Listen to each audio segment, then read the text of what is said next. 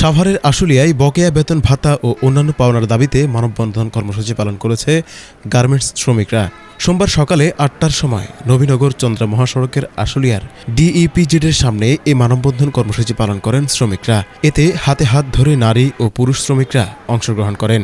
শ্রমিকরা জানায়, বকেয়া বেতন ভাতার দাবিতে আজ সকালে ডিপিইজেডের actor sporting limited, south China limited, Goldtex garments limited, Goldtex textile লিমিটেডের শ্রমিকরা মানববন্ধন করেন। বকেয়া বেতন ভাতা না পাওয়ায় তারা মানবেতর জীবনযাপন করছেন। দ্রুত বেতন ভাতা পরিশোধ না করলে তারা কঠোর আন্দোলনের হুঁশিয়ারি দেন।